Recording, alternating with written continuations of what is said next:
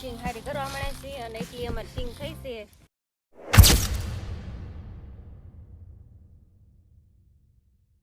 Hello YouTube family, નમસ્તે, સીતારામ. અમારા નવા બ્લોગમાં તમારું સ્વાગત છે. કેમ છો બધા? મજામાં છો ને? બધા મજામાં તો છો. અને થંબનેલ જોઈને તો તમને ખબર પડી ગઈ છે કે આજે આપણે શું કામ હાજરું છે. તો ચાલો અમે જો અમારે ઘરે હલ્લર વાડી હલ્લર આવવાનું છે. અને અમુક જગ્યાએ હલ્લર કહે છે, અમુક જગ્યાએ થ્રેસર કહે છે, અમુક જગ્યાએ ઓપનર કહે છે. પણ અમારા આ પંથકમાં હલ્લર કહેવાય એમ અમારી ભાષામાં. તો એ આવવાનું છે અને અમારે જો આ થોડી ઘણી આપણે મગફળી બચી છે. ચાલો અમારા હલ્લર આવે છે, હવે અમે મગફળી લઈ લઈએ. અમારી વિડીયોને કન્ટિન્યુ બનાવી રહેજો. અને તમે નવા હો તો ચેનલમાં લાઇક શેર અને સબસ્ક્રાઈબ કરી નાખજો. અને અમારી વિડીયોને એન્ડ સુધી બન્યા રહેજો. તો જય શ્રી કૃષ્ણ મિત્રો. આજે અમારે તો સિંગ થોડી ઘણી બચી છે અને ઘણી ખરી અમારે ઉગી ગઈ છે. તો આ થોડી ઘણી બચી છે એનું હલર તો આપણે લેવું જ પડશે. અને હુકાઈ ગયું છે સારોલું તો જો કે માલને ન ખાય એવું રહ્યું જ નથી. પણ આપણે સિંગ છે મગફળી લઈ લેવી આપણે. થોડી ખારી જે નીકળે એ કાંઈ એમ નામ તો રહેવા ન દેવાય. અને ફાલ થોડો ખારો છે એટલે વાંધો નહીં આવે. અને હું ઘણી ખરી ઉગી ગઈ છે અને જાણે વાવી હોય ને એવી રીતે બધી મગફળી ઉગી ગઈ છે. અને આજે અમારે હલર આવવાનું છે અને મજૂર આવવાના છે. અમે મજૂર કર્યા છે, કાંતોમાની બધા આવવાના છે અમારે. અને ઘરના પણ ઘણા લેવરાવ આવવાના છે હલર. તો અમારા એ વિડીયોમાં એન્ડ સુધી બન્યા રહેજો. અને અમારો વિડીયો તમને સરસ મજાનો મજા આવશે એવો વિડીયો અમે તમને બનાવશું. તો ચાલો, જય શ્રી કૃષ્ણ. અને સારોલું તો અમારે સીધું ખાતર જ બનાવવાનું છે, કેમ કે માલ ખવાય એવું રહ્યું જ નહીં ઠામું કોઈ એને. એટલે સીધું એને કટરમાં જ દેવાનું છે.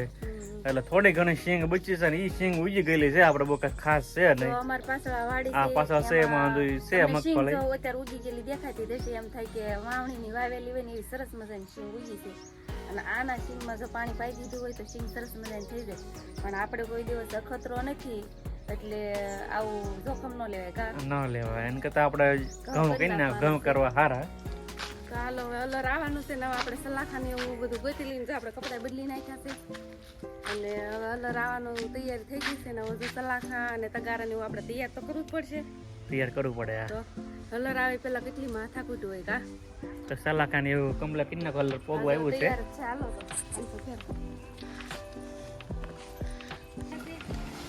ગોટો મોટો કઈ લઈ જવાના છે એમ કે આપણે સિંગ આવવાની છે એટલે નાખવું તો પડશે જ. તો ચાલો, આપણું મગફળીનું હલર આવી ગયું છે.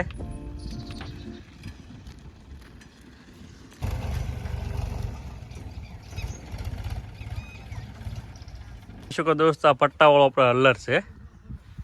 કેમ કે એના પટ્ટો હોય છે એ હલર આપણે લાવ્યા છીએ પહેલી ફેર અત્યારે અહીંયા.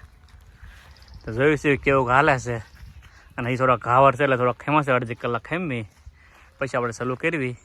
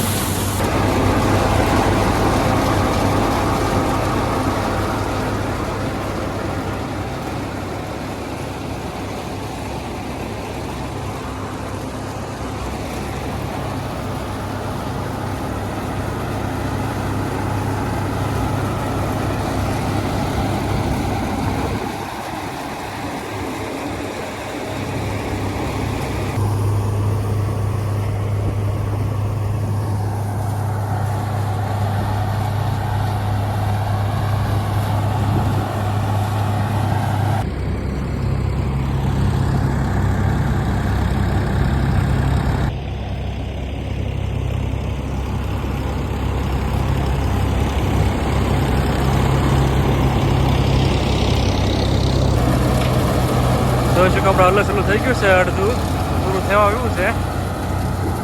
અને આપણે બોગી મૂકી દીધા અહીંયા. આપણે એક બોગી ઠલાઈ આવ્યા છીએ આપણે.